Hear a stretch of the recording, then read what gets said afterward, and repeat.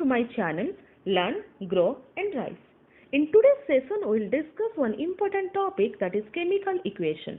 In chemical equation, we will learn definition, terminology used to describe a chemical equation, symbols used to describe a chemical equation, types of chemical equations, significances of a chemical equation, limitation of a chemical equation, and lastly, ways to make a chemical equation more informative. Now, let us discuss what is a chemical equation. Chemical equation is a symbolic representation or shorthand that scientists use to describe a chemical reaction. So, when we express a chemical reaction by the help of symbol, valency, formula and signs, we call it is a chemical equation. Now, question comes, what is a chemical reaction? Chemical reaction is a process in which new substances are formed by using the existing substance, either by forming the new one or by breaking the old one or rearranging the bonds present already. You can see here two chemicals, when they react, when they mix with each other, they form a new chemical. This is known as a chemical reaction. Here also A2 molecule, when react with the B2 molecule, a new substance is formed, that is A2B. Now, let us see another example. When hydrogen molecule reacts with oxygen molecule, it produces a water molecule. It is an example of a chemical reaction. But when we express this chemical reaction by using the symbols or formula and signs of your hydrogen, oxygen and water molecule, then we call it is a chemical equation. Here you can see this is the chemical equation of how the water can form. This is the example of a chemical equation. In this chemical equation, you can see this is the formula of hydrogen, formula of oxygen and formula of water. And also you can see few signs we are using to express the chemical reaction. So it is known as a chemical equation. Now let us learn few terminology to describe a chemical equation. The first terminology is your formula. What is a formula? It is a shorthand representation of a compound. How to write a formula for a compound? I have already made one video for that. Please check my description box for the link and watch it before watching this video. Next term is your reactant. Reactant are the substance that already present in a chemical reaction and change into a new substance after completion of the chemical reaction. Okay, so what are those reactants? Reactants are already present in a chemical reaction and that substance undergoes a change to produce a new substance known as a product. Now let us take one example of this hydrogen. When react with oxygen molecule, it forms the water molecule. So hydrogen and oxygen is present already in the reaction and hydrogen and oxygen undergoes the changes to form a new substance, that is water. Hence the hydrogen and oxygen is known as the reactant, and reactant always expressed in the left hand side of an equation. Now let us know what is product. Product is the new substance formed during the chemical reaction is known as the product. Here the product is water because it is new, that was not present already or before the reaction starts. So water is the product and always product represented at right hand side of a chemical equation. Now, what is the next term? The next term is coefficient. What is coefficient? Coefficient is a digit that present in front of a chemical compound in a chemical reaction, which represent the number of molecules involved in a chemical reaction. And what is significance of the coefficient? Coefficient can also tell us how to calculate the number of atoms of a molecule. What is the formula for that? That is coefficient into subscripts is equal to number of atoms. For example, 2H2 when react with O2, it produces 2 water molecule. Now let us see what are the coefficient here. The coefficient is 2 And as you can see, no number or no digit written before the molecule, if you assume that is 1. So 1 molecule here and 2 molecules of water form. This means when 2 molecules of your hydrogen react with 1 molecule of oxygen, it produces 2 molecules of water. Now let us see that how can we calculate the number of atoms by using the coefficient? So, I want to calculate the number of atoms present in hydrogen. How can I calculate? By multiplying coefficient with the subscript. What is subscript? Subscript is written the number below the molecule or atoms. That is known as a subscript. For hydrogen, the subscript is 2. So, what is the number of atom? Number of atom is equal to 2 into 2 is equal to 4. Oxygen, number of oxygen atoms involved in the reaction is 2 into 1, that is 2. So, this is all about the terminology you need to know before reading the chemical equation.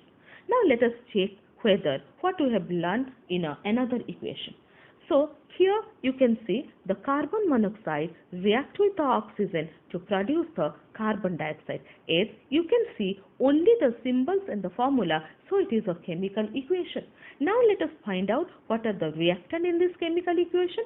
As carbon monoxide and oxygen is already present in the equation, hence it is the reactant. And as the carbon dioxide formed after this or new substance form, that is your product. And you can also see the product represent at the right hand side, this is the RHS, and reactant represent at your LHS. You can see a digit present before each molecule. So that digit is your coefficient. So coefficient of your carbon dioxide is your 2. And coefficient of carbon monoxide is 2 and coefficient of oxygen is 1. So this is all about how can we identify the terms that is associated with the chemical equation. Now let us discuss few symbols that is used in a chemical equation. One symbol is your arrow mark. The arrow mark represents yields or produce. Reversible arrow or the double-headed arrow that represent the reaction proceed at the forward direction means the reactant can combine to form the product, and this backward arrow that represent product can decompose to produce the reactant also. So this is the meaning of the reversible reaction. But the single-headed arrow that represents the reaction is irreversible, means the product cannot give you the reactant again. Now you can see a plus sign. The plus sign indicates that reacts with if it is present in the reactant side or the left hand side. If it is present in the right hand side or along the product side, it means it produced along with. Now the delta symbol represent that the heat change or heat given to the mixture. Now NR if it is written, then no reaction. If the small s is written in a bracket, means that substance is in its solid state. If down-headed arrow is written, means precipitate form, the formation of the precipitate. If L is written in a bracket, it means the substance is in its liquid state. If G is written, then it is in the gaseous state. Now, if off-headed arrow is written, means the PPT formation is there. If AQ is written in a bracket, this means this is in its aqueous state. If a catalyst is written over a arrow, then the reaction is catalyzed. So if AQ is written, means the substance is in its aqueous state. If one arrow is written and catalyst is written, means the reaction is catalyzed. So these are the symbols generally we use to describe a chemical equation. Now, let us know types of chemical equations. First is word equation. In word equation, reactant and products are expressed in the word, not with the symbol. For example, magnesium plus oxygen from magnesium oxide. Here, we are not writing the symbol for magnesium, oxygen and magnesium oxide. Now, let us check the second one, that is the skeleton equation, where the equation expressed with the chemical formula of the reactant and without any coefficient. So, this is known as the skeleton equation, where the number of atoms present, number of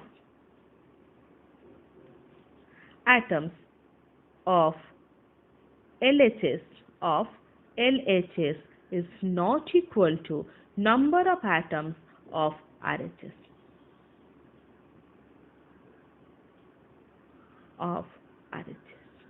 Generally. So, you can see here the magnesium, one magnesium atom here. So, in LHS also one magnesium atom. But if you see the oxygen atom, that is only two oxygen atoms are present in the LHS, but one oxygen atom is present in the RHS. So, skeleton equation means we are writing the formula of the compound like this. No, we cannot balance this, or the number of atoms of LHS is not equal to the number of atoms of the RHS. Now, the third type is the balanced chemical equation, where the number of atoms in both the side, reactant side and the product side, must be equal. And it contains both formula and coefficient. And the balanced equation obeys the law of conservation of the mass. Here we can see the example. Here the number of hydrogen atom is 4, number of oxygen atom is 2, and here the number of hydrogen atom is also 4 and the number of oxygen atom is 2, because the number of atom, to calculate the number of atom, we need to multiply the coefficient with the subscript. So coefficient of water is 2 and subscript of oxygen is 1. So 2 into 1 is 2. So here you can see the number of hydrogen atom is balanced, this is 4 and 4. Number of oxygen atom is also balanced, that is 2 and 2. So it is a balanced chemical equation and it obeys the law of conservation of mass, means we know that atom cannot be created, cannot be destroyed. So the number of atoms involved in a chemical reaction must be equal to the number of atoms formed after the reaction. Now, let us see the significances of a chemical equation. Chemical equations give the idea about the chemical composition of the reactants and the product. Let me take one example. Suppose hydrogen plus chlorine, when it reacts, it produces the HCl gas. So, by seeing the equation, you can know when in HCl gas or hydrochloric gas, what are the composition, which elements, atoms are involved in this reaction. The number of molecules involved in a chemical reaction you can guess or you can know from the chemical equation. How many numbers of hydrogen molecule are involved here? It is 1. Hydrogen, how many molecules of the chlorine atoms involved? It is 1. And how many molecules of HCl gas form? That is 2. You can give the idea whether the reaction is reversibility or not by seeing the arrow. When we see the single-headed arrow, means the reaction is irreversible. So this reaction is irreversible. So it gives the idea about the catalyst used in the reaction or not. It also gives the idea about the result of the chemical change when we combine the hydrogen with the chlorine gas. So what is the result? We can see by using the chemical equation. We can know by using it the chemical equation. It gives the idea about the mass of each substance involved in a chemical reaction. So we know how to calculate the molecular mass, how to calculate the relative molecular mass and atomic mass for the element. So here, what is the relative molecular mass? This is 2, and atomic mass of your hydrogen is 1, so it is 2. And we know it is 2 into 35.5, so it is 71. So you can know what is the mass of HCl is formed when 2 gram of hydrogen react with 71 gram of the chlorine. What is the value of HCl we will get? So this also we can calculate by using the chemical equation. And another thing is that as it is a shorthand representation, it saves our time. Now, what are the limitations for a chemical equation? Chemical equations do not tell us about the time taken to complete the reaction. By seeing the reaction, we cannot predict how much time it will take to complete.